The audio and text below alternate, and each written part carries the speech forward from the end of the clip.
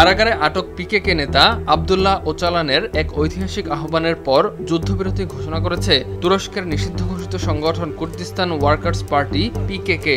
জানা যায়, স্থানীয় সময় বৃহস্পতিবার সংগঠনের কারাবন্দী নেতা আব্দুল্লাহ ওচালানের নিরস্ত্রীকরণের আহ্বানে সাড়া দিয়ে এ পদক্ষেপ নিয়েছে দলটি।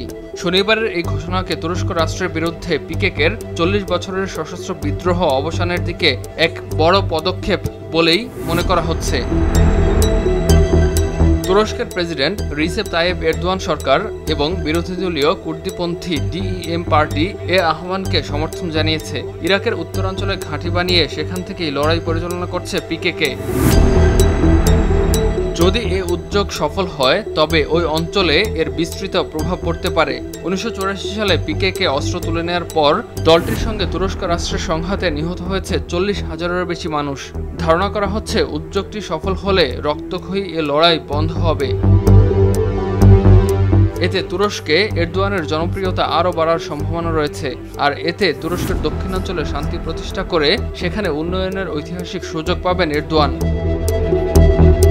পিকেকের বিদ্রোহের কারণে তুরস্কের দক্ষিণাঞ্চলে হাজার হাজার মানুষ নিহত হয়েছে, আর সহিংসতার কারণে ওই এলাকার অর্থনীতিও মারাত্মক ক্ষতিগ্রস্ত হয়েছে। এক বিবৃতিতে পিকেকে বলছে, তারা আশা করছে আঙ্কারা তাদের নেতা ওচালানকে আরও স্বাধীনতা দেবে, যেন ওচালান নিরস্ত্রীকরণ প্রক্রিয়ায় নেতৃত্ব দিতে পারেন। এই যুদ্ধবিরতি ও নিরস্ত্রীকরণ সফল করতে প্রয়োজনীয় রাজনৈতিক ও গণতান্ত্রিক পরিবেশ তৈরি করার বিষয়েও জোর দিয়েছে দলটি।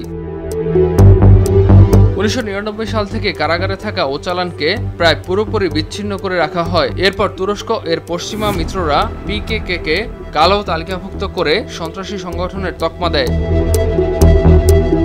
এর আগে 2009 থেকে 2011 ও 2013 থেকে 2015 সাল পর্যন্ত যুদ্ধবিরতির দুটি চেষ্টা চালানো হয়। যুদ্ধবিরতি দুটি ব্যর্থ হওয়ার পর সহিংসতা আরও বেড়ে যায়।